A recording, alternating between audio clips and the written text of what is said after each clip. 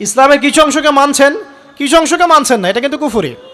ইসলামের পরিপূর্ণ বিধানটাকে যদি মেনে চলেন, ইনশাআল্লাহু আযজা ওয়া জাল আপনি মা দিনুক উত্তর দিতে পারবেন। যদিও বা বর্তমান প্রেক্ষাপটে একজন মুসলিম ভালো থাকতে পারে না। বর্তমান প্রেক্ষাপট এতই খারাপ, কিয়ামতের আলামতগুলো এমনভাবে প্রকাশ হয়েছে এখন যে একজন ইমানদার মুসলিমের পক্ষে নিশ্চিন্তে থাকা আর ভালো থাকাটা খুব কষ্টকর। তারপরেও নবী সাল্লাল্লাহু আলাইহি ওয়াসাল্লাম আমাদেরকে দিক নির্দেশনা দিয়েছেন যে যখন ফিতনার যুগ আসবে, ফিতনার যুগ বলতে চতুর্দিক থেকে ফিতনার ফাসাদ। ফিতনা ফাসাদ কেমন, মানে আল্লাহ রাব্বুল আলামিন কোরআনে একটা বিষয় বলছেন, সমাজ তার উল্টা চলছে, এগুলো ফিতনা। নবী সাল্লাল্লাহু আলাইহি ওয়াসাল্লাম হাদিসে একটা বিষয় বলেছেন, সমাজ তার উল্টা চলছে, এর নাম ফিতনা। পরিবারে ফিতনা, ধর্মের মধ্যে ফিতনা, সমাজে ফিতনা, অর্থনীতিতে ফিতনা, এখন সংস্কৃতির মধ্যেও ফিতনা। তো এই ফিতনাময় পরিবেশে নবী সাল্লাল্লাহু আলাইহি ওয়াসাল্লাম বলেছেন যে কেউ যদি ঈমান এবং আমলের উপরে, মানে নবী সাল্লাল্লাহু আলাইহি ওয়াসাল্লামের আদর্শের উপরে সবর করতে পারে, টিকে থাকতে পারে, তার জন্য 50 জন শহীদ সাহাবীর নেকি হবে ইনশাআল্লাহ। তো ফিতনাময় পরিবেশে যদি সবর করা যায়, হকের উপর অটল থাকার চেষ্টা করা যায়, ইনশাআল্লাহ আপনি 50 জন শহীদ সাহাবীর নেকি পাবেন ইনশাআল্লাহ। তো প্রত্যেকটা ক্ষেত্রেই আপনি ফিতনা পাবেন। পরিবারের দিকে তাকাবেন, দেখবেন পরিবারের বন্ধনগুলো আগের মতো নাই, প্রচুর ডিভোর্স হচ্ছে, স্বামী স্ত্রীর বিচ্ছেদ প্রচুর বেড়ে গেছে। তারপরে সন্তান সন্ততি আমাদের পরিবারে যারা আছে, দেখবেন এরা বেশিরভাগই দুনিয়াদার হয়ে গেছে, দিনের খুব একটা ফিকির নাই। বেশিরভাগ পরিবারের সদস্য দেখবেন নামাজ কালামের এখন ধার ধারছে না। ম্যাক্সিমাম পরিবার থেকে আস্তে আস্তে পর্দাটা কিন্তু শিথিল হয়ে যাচ্ছে। আপনি ব্যক্তি জীবনের দিকে তাকিয়ে দেখেন, গর্বের সাথে আমরা বলি না যে 90% মুসলিমের বাংলাদেশ, দেখবেন মেজরিটি সংখ্যক মুসলিম 5 ওয়াক্ত নামাজ জামাতে পড়ে না। বেশিরভাগ মুসলিম দেখবেন আল কোরআন বিশুদ্ধ করে তেলাওয়াতও করতে পারে না। তো এরপরেও আমরা দাবি করি যে আমরা প্রকৃত মুসলিম, জান্নাত আমাদের জন্য অপেক্ষা করছে। আসলে বাস্তবতা এমন নয়। যারা কোরআন আমরা টুকটাক পড়তে জানি, তাদের মধ্যে কত পার্সেন্ট কোরআনের অর্থ বোঝে, এই আল্লাহ পাকের কিতাব আমার হাতে আছে, এই কিতাবের অর্থ কতজন বোঝে, এটা একটা চ্যালেঞ্জ। যারা কোরআন পড়তে জানি আমরা, তাদের প্রতি চ্যালেঞ্জ, দেখেন তাদের মধ্যে কত পার্সেন্ট মানুষ কোরআনের অর্থ বলতে পারবে। আর অর্থটা যে জানা জরুরি, এই বিষয়টাও আমরা এখন জনগণকে বোঝাতে ব্যর্থ হচ্ছি। কোরআনের অর্থটা যে বোঝাটা জরুরি, এটা বোঝাতেও ব্যর্থ হচ্ছে। কারণ আমরা সবাই প্রত্যেক হরফে 10 নেকি পেতে চাই। কোরআন তেলাওয়াত করলে প্রত্যেক হরফে 10 নেকি হবে, এই তো। তো এই কনসেপ্ট যখন আমার মাথায় ঢুকে গেছে, আমি ওখানে নিজেকে থামিয়ে দিয়েছি। অর্থ বুঝে গবেষণা করলে এবং কোরআন কেন্দ্রিক জীবন ব্যবস্থা গড়লে যে আরও বেশি নেকি হয়, এটা আমার মাথায় নাই।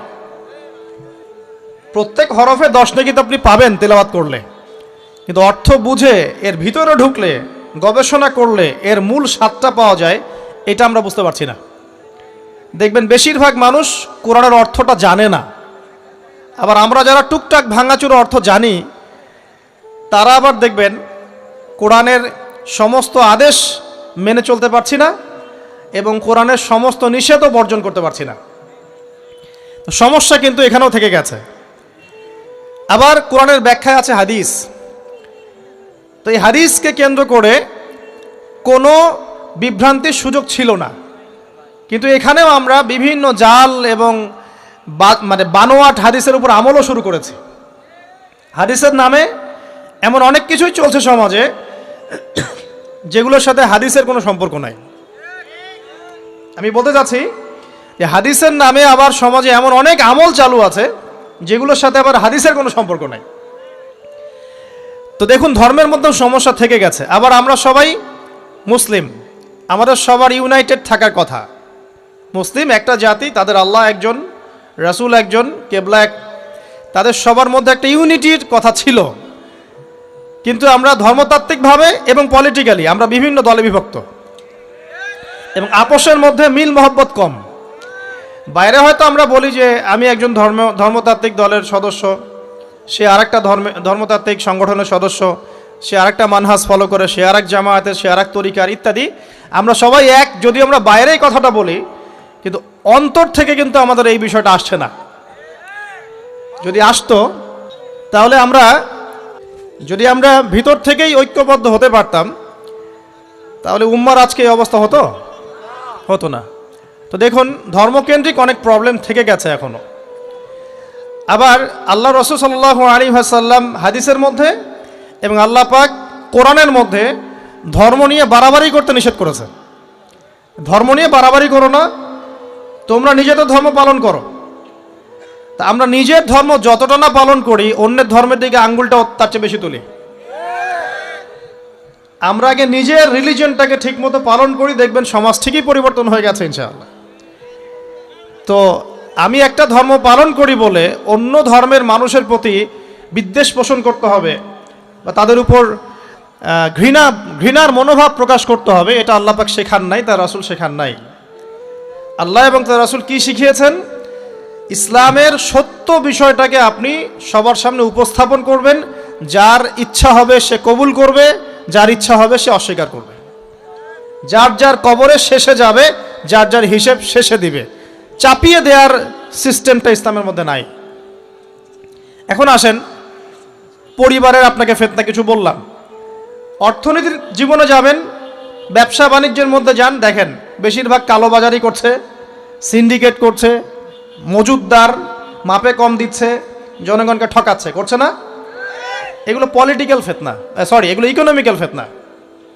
তারপরে আপনি আরও দেখবেন ইকোনমিক সেক্টরে রিবা ভর্তি, সুদ। রিবা মানে কি? সুদ, রিবা দিয়ে ভর্তি। ঘুষ ছাড়া কাজ হচ্ছে না, ঠিক আছে? অন্যের সম্পদ আত্মসাৎ না করলে আমাদের পেটের ভাত হজম হচ্ছে না। তো এই যে দুর্নীতি বলেন, ঘুষ বলেন, রিবা বা সুদ বলেন, হ্যাঁ, তারপরে কালোবাজারি বলেন, কালো টাকা সাদা করার টেন্ডেন্সি বলেন, পাচার বলেন, সবগুলো অর্থনৈতিক ফিতনা। এগুলো হচ্ছে কি? অর্থনৈতিক ফিতনা। আর বিশ্বের ফিতনা তো পরে, ওটা তো বলার অপেক্ষা রাখে না। মানে বিশ্বের সবচেয়ে বড় ফিতনা ছিল দ্বিতীয় বিশ্বযুদ্ধ। তার আগে একটা হয়েছে প্রথম বিশ্বযুদ্ধ, যেখানে প্রায় কয়েক কোটি মানুষ মারা গেছে, আর সেকেন্ড ওয়ার্ল্ড ওয়ারে আরও বেশি মানুষ মারা গেছে। তো এখন বিশ্বকে ঠেলে দেওয়া হচ্ছে একটা থার্ড ওয়ার্ল্ড ওয়ারের দিকে। মানে যে কোনো সময় একটা তৃতীয় বিশ্বযুদ্ধের আশঙ্কা করছেন এখনকার যারা মিলিটারি অ্যাফেয়ার্স নিয়ে পড়াশোনা করেন, ওয়ার্ল্ড অ্যাফেয়ার্স নিয়ে পড়াশোনা করেন, তারা এগুলো বলতে পারবেন ভালো। তো বিশ্বকে একটা খাদ্য মন্দার দিকে ঠেলে দেওয়া হচ্ছে, বিশ্বকে একটা দুর্ভিক্ষের দিকে ঠেলে দেওয়া হচ্ছে। এবং মহামারীর মধ্য দিয়ে অলরেডি কিন্তু আমাদের বিভিন্ন দেশের ইকোনমিক অবস্থা ভালো না, তার উপরে খাদ্য সংকট, তার উপরে যে বৈশ্বিক যুদ্ধগুলো, আমদানি রপ্তানি বন্ধ হয়ে যাচ্ছে, তেল গ্যাসের দাম বেড়ে যাচ্ছে, জনগণ হাহাকার করছে। এই পলিটিক্যাল গ্লোবাল অ্যাফেয়ার্সের ফিতনা এগুলা। তা আপনাকে এই জন্যই প্রথমে আমি একটা কথা বললাম যে ফিতনাময় একটা পরিবেশে একজন মুমিন যার অন্তর্দৃষ্টি আছে, যে কোরআন এবং সুন্নাহ দিয়ে এই বিশ্বের এই রহস্যগুলো উদ্ঘাটন করতে পারে, সে ভালো থাকতে পারে না। তার মনটা সবসময় কিন্তু মানে ব্যাকুল থাকবে যে কিভাবে এইসব সমস্যা থেকে নিজে উত্তরণের পথ খুঁজতে পারি, আর আমার পরিবারকে বাঁচাতে পারি, আর আমার জনগণকে বাঁচাতে পারি। আর যদি আপনি আত্মকেন্দ্রিক হন, স্বার্থপর হন, তাহলে নিজের চটকায় তেল দিবেন, নিজে ভালো থাকলেই বাপের নাম। তো দেখুন, এই জামানার কথাই নবীজি বলছেন সাল্লাল্লাহু আলাইহি ওয়াসাল্লাম, তোমাদের সামনে এমন একটা যুগ আসছে, নবীজি বলছেন জামানা সাবরিন, কঠিন জামানা, যেই জামানায় ঈমান নিয়ে চলাটা হবে হাতের মধ্যে আগুন নিয়ে চলার মতো। তো নবীজি বলছেন ওই সময়ে, সাহাবী জিজ্ঞাসা করছেন, ইয়া রাসূলুল্লাহ, আমি ওই সময়ে কি করব? ওই সময় আমি কি করব, আমাকে কি পরামর্শ দিচ্ছেন? নবী সাল্লাল্লাহু আলাইহি ওয়াসাল্লাম বলছেন, হে আমর ইবনে আস, তুমি ওই সময় বাড়িতে অবস্থান করো, বাসায় থাকো, বিনা প্রয়োজনে বাড়ির বাইরে এসো না। ওই সময় তুমি নিজের পাপের জন্য আল্লাহর কাছে ক্রন্দন করতে থাকো, বিনা প্রয়োজনে বাড়ির থেকে বের হয়েও না। আর মানুষের সাথে এত বেশি মেলামেশা করো না, নিজে তোমার আমল তোমার গুনাহ নিয়ে ব্যস্ত থাকো, তোমার পাপের জন্য আল্লাহর কাছে কান্নাকাটি করো, ইনশাল্লাহ তুমি নাজাত পেয়ে যাবে। এটা একটা অপশন, মানে ফিতনাময় পরিবেশে আপনি কিভাবে বাঁচবেন এটা একটা অপশন। আরেকটা হাদিসে গিয়ে নবী সাল্লাল্লাহু আলাইহি ওয়াসাল্লাম বলছেন যে যখন এমন ফিতনাময় পরিবেশ আসবে তখন যদি তোমরা এই আমর বিল মারুফ নাহি আনিল মুনকার, সৎ কাজের আদেশ অসৎ কাজের নিষেধ, আমার সুন্নতের উপর অটল থাকতে পারো, তাহলে তোমরা 50 জন শহীদের নেকি পাবে। সাহাবায়ে কেরাম বলছেন, ইয়া রাসূলুল্লাহ আমিনহুম আও মিন্না, তাদের মধ্যে 50 জন নাকি আমাদের মধ্যে 50 জন শহীদ? নবী করিম সাল্লাল্লাহু আলাইহি ওয়াসাল্লাম বলছেন, বাল মিনকুম, বরং তোমাদের মধ্যে 50 জন শহীদ। এটা অপশন নাম্বার 2। এক কি বললাম, আপনি নিজেকে নিয়ে ব্যস্ত থাকেন, বাসায় থাকেন, বিনা প্রয়োজনে বাড়ির থেকে বের হবেন না, মানুষের সাথে কম মেলামেশা করেন এবং নিজের পাপের জন্য আল্লাহর কাছে কান্নাকাটি করেন, নিজের আমল নামা নিয়ে ব্যস্ত থাকেন, ইনশাআল্লাহ নাজাত পাবেন। 2 নাম্বার, যদি আপনার কাছে আরও বেশি যোগ্যতা থাকে এবং আপনি আরও বেশি সাহসী হন এবং আপনি উম্মার দেশের জনগণের কল্যাণ কামনা করেন, তাহলে অন্যদেরকেও এই ফিতনাময় পরিবেশে টিকে থাকার ফর্মুলা বলে দেন। এখানে সবর করেন, আমর বিল মারুফ নাহি আনিল মুনকারের কাজ করেন, আল্লাহ পাক আপনাকে ইনশাআল্লাহ 50 জন শহীদ সাহাবীর নেকি দিবেন ইনশাআল্লাহ। আরও অপশন আছে। কি অপশন? ওই যে আসহাবুল কাহফ কি করেছিল, একটা ফিতনাময় পরিবেশ থেকে নিজেরা আস্তে করে সরে গিয়েছে। যখন আপনি পরিবেশকে পরিবর্তন করতে আর পারছেন না, দাওয়াত দিয়েও কোনো কাজ হচ্ছে না, মানুষ কথাও শুনছে না, জুলুম নির্যাতন বাড়তেই আছে, টিকে থাকা মুশকিল, তখন তাদের হিসেবের দায়িত্ব আল্লাহর উপর ছেড়ে দেন, আপনি ওখান থেকে ডিসকানেক্টেড হয়ে যান। এটা একটা অপশন। এই অপশন বেছে নিয়েছিল ইব্রাহিম আলাইহিস সালাম, তার বাবাকে বুঝিয়েছেন, কাজ হয়নি, চলে গেছেন। এই অপশন বেছে নিয়েছিল আসহাবুল কাহফ, সবাইকে বোঝাচ্ছে কাজ হচ্ছে না, তার রাস্তায় করে চলে গিয়ে গুহার মধ্যে রাত কাটানো শুরু করেছে। এমনও হাদিস পড়েছি আমি যে ফিতনাময় পরিবেশে সবচেয়ে সৌভাগ্যবান হবে ওই শ্রেণীর মানুষ যারা দেখা যাবে যে পাহাড়ি কোনো এলাকায় বা দূরবর্তী কোনো জায়গায় বসবাস করছে, যেখানে বৃষ্টিপাত হয়, গরু ছাগল মেষ বকরি এগুলো নিয়ে ওখানে চড়ায়, যখন আজানের সময় হয়, নামাজের ওয়াক্ত হয়, আজান দেয়, নামাজ পড়ে, দুনিয়ার ফিতনা থেকে এরা দূরে আছে, এরা সফল। এমনও হাদিস আছে। তো হয়তো আপনার কাছে মনে হচ্ছে না এখন ওই যুগ আসে নাই, কিন্তু আমি আপনাকে বলে দেই যে কোরআন এবং সুন্নাহর চোখ দিয়ে যদি আপনি দেখতে শেখেন এবং বর্তমান বিশ্বের প্রেক্ষাপটটা অ্যানালাইসিস করার যোগ্যতা আপনি অর্জন করেন কোরআন সুন্নাহর চোখ দিয়ে, আপনি বুঝতে পারবেন সেই সময় অনেক আগেই চলে এসেছিল। এখন ফিতনা এবং ফাসাদময় এই পরিবেশে আমরা কি করতে পারি, ছোট স্কেলে, বড় স্কেলে না, ছোট স্কেলে। আমি আজকে বড় বিষয় নিয়ে কথা বলতে আসি নাই, কারণ আমি চিন্তা করলাম যে আসলে প্রথমে যদি ব্যক্তিকেন্দ্রিক বিষয়টা ঠিক না হয়, বড় বিষয় আলোচনা করে কোনো লাভ নাই। আগে ব্যক্তি যদি ঠিক না হয়, বড় বিষয় আলোচনা করে আসলে কোনো লাভ নাই, আপনারা বুঝবেনও না, মাথার উপর দিয়ে চলে যাবে। এখন গ্লোবাল অ্যাফেয়ার্স নিয়ে কথা বলে খুব একটা ফায়দা নাই আপনাদের। এখন ইকোনমিক পুরো এই সুদভিত্তিক সিস্টেম আপনি চেঞ্জ করতে পারবেন না, এবং পুরো যে তাগুতি ব্যবস্থা আপনি চেঞ্জ করতে পারবেন না। আপনি কি করতে পারবেন? আপনি নিজেকে পরিবর্তন করতে পারবেন, আপনার পরিবারকে পরিবর্তন করতে পারবেন। এতটুকু আপনার পক্ষে এখন পর্যন্ত সহজ, ঠিক না বে ঠিক কথা? এটা আপনি এখন করতে পারবেন। তো এটার ফর্মুলা কি? ফর্মুলা ঘাটতে গিয়ে আল্লাহ পাক আমার মাথার মধ্যে একটা হাদিস নিয়ে এসে দিলেন, কারণ আমি বিশ্বাস করি যে আপনারা বলছেন মৌলানা আল্লামা, আমি আসলে এমন কিছু নই, এই কথাগুলো আসলে আমার সাথে যায় না। আমি নিতান্তই একজন ছোট মানুষ এবং তালেবে ইলম, জ্ঞানের পথের পথযাত্রী, আর আমি তালেবে ইলম হয়ে থাকতে চাই। আমি মুফতি নই, আমি মুহাদ্দিস, মুফাসসির বা এই যে শব্দগুলো আপনারা বলছেন, এমন কিছুই নয়। আসলে কিয়ামতের মাঠে আমি জান্নাতে যেতে পারবো কিনা আমি নিজেই জানি না। যখন কোনো মানুষ নিজেকে অনেক বড় মনে করা শুরু করবে, বুঝে নেবেন সেই ইবলিসের আনুগত্য করা শুরু করেছে আর কি। কারণ ইবলিস বলেছিল আবা ওয়াস্তাকবারা, আমি খলাকতানি মিন নার ওয়া খলাকতাহু মিন তিন, আমাকে সৃষ্টি করেছেন আগুন দিয়ে, আদমকে সৃষ্টি করেছেন মাটি দিয়ে, আমি কেন আদমকে সিজদা করতে যাব? তো এটা ইবলিসের চরিত্র, আবা ওয়াস্তাকবার, সে উদ্ধত হয় এবং অহংকার প্রদর্শন করে। তো আমি মনে করি যে আমি কিছু বলি না, আল্লাহ রাব্বুল আলামিন আমাকে বলার তৌফিক দেন মাত্র, আলহামদুলিল্লাহ। তা আমার মাথায় একটা হাদিস আসছে, সকাল থেকে ঘুরছে। সেটা হচ্ছে, দেখুন, বারা ইবনে আযিব রাদিয়াল্লাহু আনহু থেকে বর্ণিত হাদিসটা আসছে এবং হাদিসটা বিশুদ্ধ। এখান থেকে আমি মূল আলোচনা যাচ্ছি যে একদিন আনসার মানুষদের মধ্যে, আনসার কারা? আমাদের আনসার বাহিনী। আনসার কারা? যারা মুহাজির সাহাবীদেরকে আশ্রয় দিয়েছিল মদিনায়, তাদেরকে কি বলা হয়? আনসার। তাহলে শব্দটা সুন্দর না? তাহলে আমাদের বাহিনীর নামটাও সুন্দর, মাশাআল্লাহ। তো আনসার সাহাবীদের মধ্যে একজন ইন্তেকাল করেছেন, ইন্না লিল্লাহি ওয়া ইন্না ইলাইহি রাজিউন। এখন তাকে দাফন করা হচ্ছে, আর নবী সাল্লাল্লাহু আলাইহি ওয়াসাল্লাম কবরের পাশে চুপ করে বসে পড়লেন। তার বসা দেখা দেখি বাকি সাহাবীরাও তাকে ঘিরে গোল করে বসে পড়লেন। তারা বলছেন, আমরা এমনভাবে এখানে বসেছিলাম যেন আমাদের মাথার উপরে পাখি এসে বসতে পারে, চুপচাপ, কোনো নড়াচড়া নাই। দেখেন, রাসূলের সাথে বসার সুন্নত দেখেন। কোরআন এবং হাদিসের মাহফিলে বসার কিন্তু সুন্নত আছে।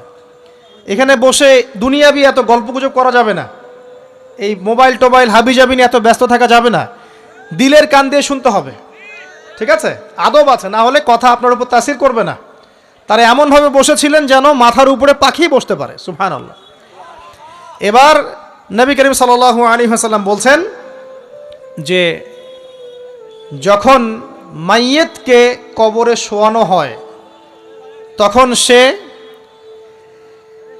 তাকে দাফন করে যাওয়া ব্যক্তিদের হাঁটার খসখস আওয়াজ শুনতে পায়। এরপরে তাকে যখন শুইয়ে দেওয়া হয়, সে যদি মুমিন ব্যক্তি হয় তাহলে তার মাথার দিকে তার সলাত এসে দাঁড়িয়ে যায়। দুনিয়াতে আপনি যে নামাজগুলো পড়েছেন, আমি যে নামাজগুলো পড়ছি, এগুলো মাথার দিকে দাঁড়িয়ে যায়। ডান দিকে চলে আসে তার সওম, সওম মানে কি? রোজা। বাম দিকে চলে আসে যাকাত, যাকাত মানে কি? যাকাতের সাথে তো আমরা পরিচিত নই। আমরা ওই যে রাস্তাঘাটে যে দান খয়রাতগুলো উঠানো হয়, এগুলোর সাথে খুব পরিচিত, তাই না? কত টাকা, কত পয়সা, কি কি গান করে আর টাকা কালেকশন করে না? অনেক সময় দেখা যায় রাস্তায় যাচ্ছি আমরা গাড়ি নিয়ে, পারলে গাড়ির সামনে এসে হুমড়ি খেয়ে পড়বে টাকা নেওয়ার জন্য। এইভাবে টাকা কালেকশন করতে কে শিখিয়েছে ইসলামে? আর আমরা অনেক সময় ছোট ছোট বাচ্চাদেরকে দিয়ে, মাদ্রাসার ছোট ছোট বাচ্চাদেরকে দিয়ে টাকা কালেকশন করাই। এটা ঠিক না। কেন ঠিক না জানেন? ছোটবেলা থেকেই ওর ব্যক্তিত্ব নষ্ট হচ্ছে। এই হাতটা উত্তম না এই হাতটা উত্তম? উপরের হাত উত্তম, নিচের হাত উত্তম? তো ছোটবেলা থেকে সে নিচের হাতে অভ্যস্ত হচ্ছে। দেখেন, এত টাকা পয়সা কালেকশন করে আমাকে আরেকটা স্বতন্ত্র মসজিদ করতেই হবে জরুরি? খুবই জরুরি ছিল। মানুষের কাছে হাত চেয়ে, হাত পেতে রাস্তাঘাটে এরকম করে গাড়ি থামিয়ে, তারপরে কি বলবো, সুর করে গান গেয়ে এত টাকা পয়সা কালেকশন করতেই হবে? মসজিদটা আমাকে টাইলস ফিটিং করতেই হবে? এসি মসজিদ করতেই হবে? আমরা এমনও মসজিদ রংপুরে দেখেছি 10 বছরেও টাকা কালেকশন শেষ হয় নাই। 10 বছর ধরে কালেকশন হচ্ছে। আমি ছোটবেলা থেকে দেখছি কালেকশন হচ্ছে। কি বুঝলেন? তো এগুলো আমাদের ব্যক্তিত্ব নষ্ট করে। মুসলিমরা উপরের হাতের মালিক। সারা বিশ্ব আমরা একসময় চালিয়েছি। এই পশ্চিমা সভ্যতা আমাদেরকে কি শিখায়? সারা বিশ্ব আমরা চালিয়েছি। এই আপনার উমাইয়া খেলাফতের সময়ও কর্ডোভায় আব্দুর রহমানের যে শাসন ছিল, কর্ডোভা, স্পেন, পর্তুগাল, এই পুরো জায়গাগুলো পশ্চিমা বিশ্বের, এগুলো মুসলিমরা শাসন করেছে প্রায় 500-600 বছর। ইতিহাস তো আমরা জানিও না, পড়িও না, ভুলে গেছে। ইতিহাস পড়তে হয়। হিস্ট্রি ঘাটলে দেখবেন রাসূল সাল্লাল্লাহু আলাইহি ওয়াসাল্লামের 23 বছরের নববী যুগ, স্বর্ণযুগ, তারপর আবু বকর সিদ্দিকের খেলাফত, তারপর উমর ইবনুল খাত্তাবের খেলাফত। আবু বকর সিদ্দিকের 2 বছর বা 2.5 বছর, উমর রাদিয়াল্লাহু আনহুর প্রায় 10 বছর, তারপর উসমান রাদিয়াল্লাহু আনহুর 12 বছর, আলী রাদিয়াল্লাহু আনহুর প্রায় 2-2.5 বছর, তারপরে হাসান রাদিয়াল্লাহু আনহু 6 মাস। এরপরে উমাইয়া খেলাফত শুরু হলো মুয়াবিয়া রাদিয়াল্লাহু আনহুর হাতে, প্রায় 20 বছর। উমাইয়ারা শাসন করেছে প্রায় 90 থেকে 100 বছর। তারপর জাব নদীর যুদ্ধে উমাইয়া আব্বাসী ওরা একে অপরের সাথে যুদ্ধ করেছে। করে উমাইয়ারা পরাজিত হয়ে আব্বাসীয়রা ক্ষমতায় গিয়েছে। ক্ষমতায় গিয়ে তারা প্রায় শাসন করেছে প্রায় 550 বছর। এদিকে উমাইয়াদের মধ্যে যারা পরাজিত হয়েছে ওরা চলে গিয়ে কর্ডোভা, আন্দালুসিয়া ওই দিকে খেলাফত কায়েম করেছে। তারপরে আবার এদিকে ফাতেমি খেলাফত ছিল, উসমানীয় খেলাফত ছিল, তারপরে মিশরে তুলুনি একটা রাজবংশ ছিল, আমাদের সাবকন্টিনেন্টে মোগলরা ছিল, সারা বিশ্বে আমরাই ছিলাম। ইতিহাস তো ভুলে গেছে। তা আমরা সবসময় উপরের হাত ছিলাম, উপরের হাত আমরা দিতাম, মানুষ নিত। আর এখন কি হয়েছে? আমরা এখানে আমরা চাই, মানুষ দেয়। আর ওরা কি আর এমনি দেয়? ওরা চড়া সুদ দিবে না? ওয়ার্ল্ড ব্যাংকে যান লোন নিতে, চড়া সুদ। মানে এই সুদ শোধ করতে গিয়ে বিভিন্ন দেশ শ্রীলঙ্কা হয়ে যাচ্ছে। সুদ তো শোধ করতে হবে, এমনি তো আপনাকে আর এগুলো দিবে না। তো এই সুদটা শোধ করতে গিয়ে আমাদের জিনিসপত্রের দাম বেড়ে যাবে, তারপরে দেখবেন জনগণের উপর কর বেড়ে যাবে, অনেক প্রবলেম। আর এই প্রবলেমগুলো ফেস করতে হবে কি কারণে? রিবা বা সুদের কারণে। তো এই যে বলছি, দেখেন ছোটবেলা থেকেই যে আমরা নিচের হাতে অভ্যস্ত হচ্ছি, এটা ত্যাগ করতে হবে। ব্যক্তিত্বের পরিচয় দেন। এত টাকা পয়সা চেয়ে প্রতিষ্ঠান করার দরকার নাই। আমার জমি আছে 1 বিঘা, আমি প্রতিষ্ঠান করবো ইনশাআল্লাহ। আপনার 2 বিঘা আপনি করেন, যার সামর্থ্য আছে সে করবে, সামর্থ্য নেই করার দরকার নেই। আর একটা মসজিদ যদি কবুল হয়, একটা মসজিদ একটা জেলার জন্য যথেষ্ট। একটা মসজিদ নববী থেকে নবী সাল্লাল্লাহু আলাইহি ওয়াসাল্লাম সারা দুনিয়া শাসন করেছে। আর আমাদের তো কোটি কোটি মসজিদ বাংলাদেশে। এই যুগের কথাও নবীজি বলেছেন, যে যুগে মসজিদগুলো চাকচিক্যময় হবে, মসজিদগুলো কি হবে? চাকচিক্যময় হবে, হেদায়েত উঠে যাবে, এবং মসজিদের মধ্যে শোরগোল হট্টগোল বেড়ে যাবে। দেখেন না মসজিদে হট্টগোল বেড়ে গেছে না? এটা সেই যুগ। তো যেটা বলছিলাম প্রিয় ভাইরা, যে নিচের হাতে অভ্যস্ত না, উপরের হাতে অভ্যস্ত হতে হবে। এই কারণে এই যে একটা হাদিসের কথা শুরু করলাম, যে আনসার সাহাবী কারা ছিল? যারা মুহাজির সাহাবীদেরকে আশ্রয় দিয়েছে। এখন এই সাহাবীদের মধ্যে একজন ইন্তেকাল করেছে, তার লাশ যখন রাখা হচ্ছে তখন নবীজি বলছেন, মাথার দিকে মাইয়েতের আসে কি? সলাত। সলাত মানে কি? নামাজ। 5 ওয়াক্ত নামাজ আজকে থেকে ছাড়বেন? ওয়াদা করেন আজকে থেকে 5 ওয়াক্ত নামাজ ছাড়বো না ইনশাআল্লাহ। একটা হাদিস খালি বলি, মান তারাকা সালাতান মুতাআম্মিদান ফাকাদ কাফারা, মান তারাকা সালাতান মুতাআম্মিদান ফাকাদ কাফারা। আবার শোনেন, قال رسول الله صلى الله عليه وسلم من ترك صلاة متعمدا فقد كفر। আর মুয়াজ বিন জাবাল রাদিয়াল্লাহু আনহু কে নবীজি বলেছেন, মান তারাকা সালাতা মুতাআম্মিদান ফাকাদ বারিয়াত মিন জিম্মাতিল্লাহ। যে ব্যক্তি নিজের উপর ফরজ নামাজ ছেড়ে দিল, সে কুফরি করলো। মুয়াজ বিন জাবালকে নবী সাল্লাল্লাহু আলাইহি ওয়াসাল্লাম বলছেন, যে ব্যক্তি ফরজ নামাজ ইচ্ছা করে ছেড়ে দিল, সে ব্যক্তি আল্লাহর জিম্মা থেকে মুক্ত হয়ে গেল। নামাজ ছাড়বেন প্রিয় ভাই, জামাতের সাথে ইনশাআল্লাহ। আল্লাহ আমাকে তৌফিক দেখ, আপনাদের সবাইকে তৌফিক দান করুন, আমিন। জামাত যদি না পান, একা পড়ে নেবেন, ঠিক আছে? যদি ঘুমিয়ে থাকেন, ঘুম থেকে উঠে পড়বেন। ভুলে গেছেন, যখন মনে হবে তখন পড়বেন। অজু করার পানি নাই, কি করবেন? তায়াম্মুম করবেন। তায়াম্মুমেরও কিছু নাই, আপনার কোনো কাপড়ই নাই, সতর ঢাকার কোনো কাপড়ই নাই, কি করবেন? বসে বসে নামাজ পড়বেন ওই অবস্থাতেই। এটা কোনো মাফ নাই। মানে আপনার অজু করার কোনো পানি নাই, তায়াম্মুমের কিছুই নাই, কাপড়ও নাই সতরে, তখনও নগ্ন হয়ে বসেই নামাজ পড়তে হবে, মাফ নাই। যখন শোয়ানো হবে মাথার দিকে কি থাকবে? সলাত। তাহলে আমরা যারা ফরজ সলাত এখন আদায় করছি না, আজকে তওবা করেন, বলেন আস্তাগফিরুল্লাহ আল্লাযী লা ইলাহা ইল্লা হুয়াল হাইয়ুল কাইয়ুম ওয়া আতুবু ইলাইহি।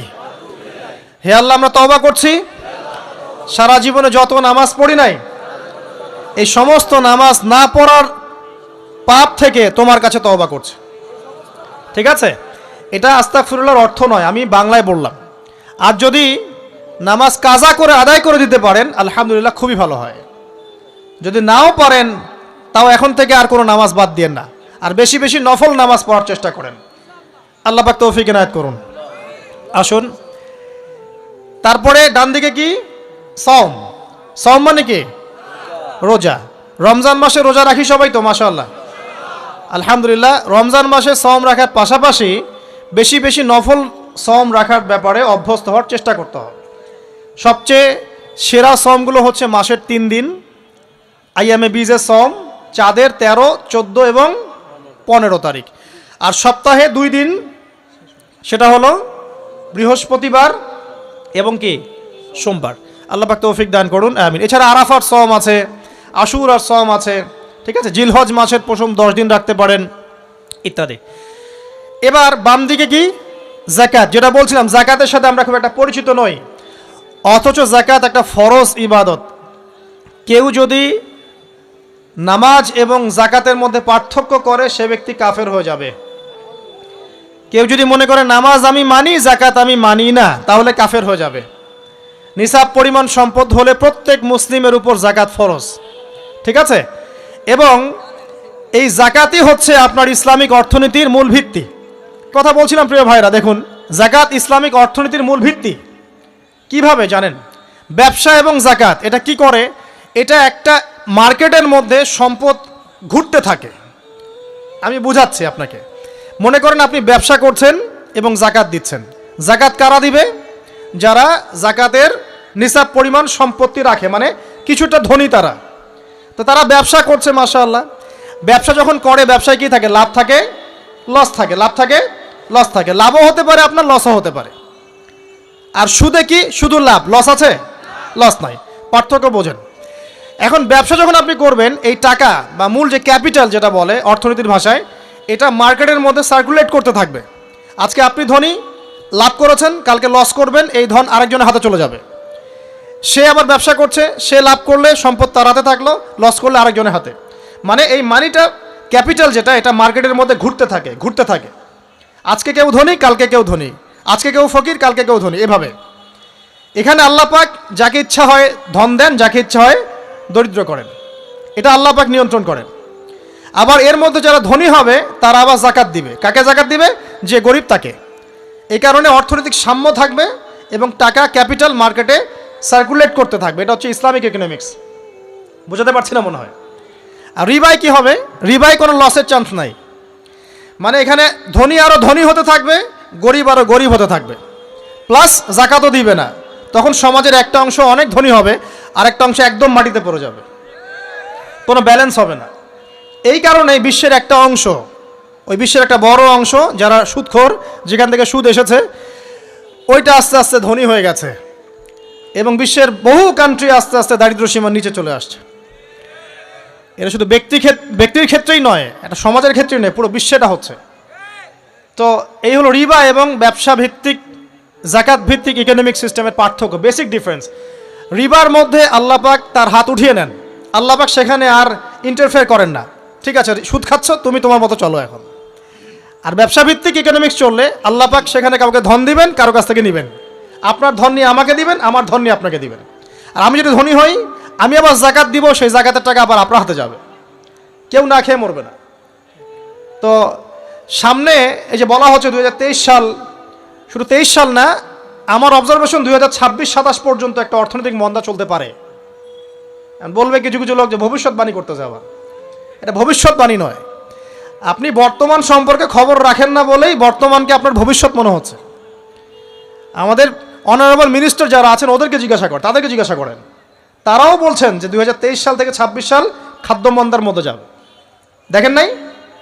তারা এই কথা বলছেন কারণ তারা বুঝতে পারছেন ওয়ার্ল্ডের অবস্থা ভালো না। এখানে একটা সলিউশন বলছি, ইচ্ছা হলে আপনি গ্রহণ করতে পারেন, ইচ্ছা হলে নাও করতে পারেন। আমার তো চাপিয়ে দেওয়ার কোনো ক্ষমতা নাই। ফাযাক্কির ইন্নামা আনতা মুযাক্কির, আপনি শুধু উপদেশদাতা। লাস্তা আলাইহিম বিমুসাইতির, আপনি কারো প্রতি দারোগা নন। কি উপদেশ? এই যে যাকাত, যেটা যাকাত, আমাদের যাকাত যেটা আসে, এটাকে একটু বড় পরিসরে কালেক্ট করার চেষ্টা করতে হবে। করে যদি আমরা সুষ্ঠু বন্টন করতে পারি গরিবদের মাঝখানে, ইনশাআল্লাহ কেউ খাদ্য অভাবে মারা যাবে না ইনশাআল্লাহ। আল্লাহ পাক আমাদেরকে বোঝার তৌফিক দান করুন। এর পাশাপাশি তারা যেটা বলেছেন, ইকোনমিক সেকশনের লিডার যারা আছেন তারা যেটা বলছেন এটা ঠিক বলছেন। তারা বলছেন কৃষিভিত্তিক অর্থনীতির কথা বলছেন, এটার সাথে আমি 100% একমত। কারণ আল্লাহ পাকের কোরআন, এই কোরআনের মধ্যে বেশিরভাগ যে অর্থনীতির কথা এসেছে তা হচ্ছে কৃষিভিত্তিক অর্থনীতি। এটা কি জানেন? হয়তো জানেন না। কোরআনে যত ইকোনমিক সিস্টেমের কথা আসছে তার মধ্যে সবচেয়ে বেশি এসেছে কৃষিভিত্তিক অর্থনীতির কথা, তারপর ব্যবসা এবং যাকাত।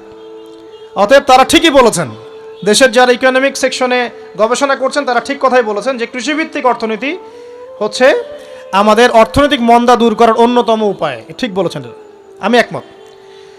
তো যাকাত, যেটা কথা বলছিলাম, বাম দিকে যাকাত আসবে, তো যাকাত আমরা দিব তো ইনশাল্লাহ ভাই। যাদের শোনেন, বাংলাদেশে এমন অনেক শিল্পপতি আছে যাদের একজনের যাকাতের টাকা দিয়ে একটা গ্রাম চলতে পারে। আর যাকাতের টাকা কিন্তু শুধু এক বছরে আসবে না, প্রতি বছরেই ঘুরে ঘুরে আসবে। মনে করেন যে আপনাদের এলাকার মধ্যে অনেক বিত্তশালী আছেন, আমি দোয়া করি মন থেকে আল্লাহ পাক বিত্তশালীদের অন্তরটাকে নরম করে দিক এবং ওসমান রাদিয়াল্লাহু আনহুর মতো দানশীল করে দিক। আমরা দোয়া করি, আমরা কারো খারাপ চাবো, সবার জন্য হেদায়েতের দোয়া করব। টাকা থাকতে তো সমস্যা নাই, কিন্তু টাকা থেকে যদি উসমান রাদিয়াল্লাহু আনহু হতে না পারলাম তাহলে সমস্যা। টাকা থাকতে কোনো সমস্যা নাই, ধন আপনাকে আল্লাহ দিতেই পারেন। এই ধনটাকে উসমান গনি রাদিয়াল্লাহু আনহুর মতো আল্লাহর পথে বিতরণ করে দেন, ইনশাআল্লাহ আল্লাহ পাক আপনাকে জান্নাতুল ফেরদৌস দান করবেন ইনশাআল্লাহ। তো অনুরোধ থাকবে, দেখেন আপনারা যদি এক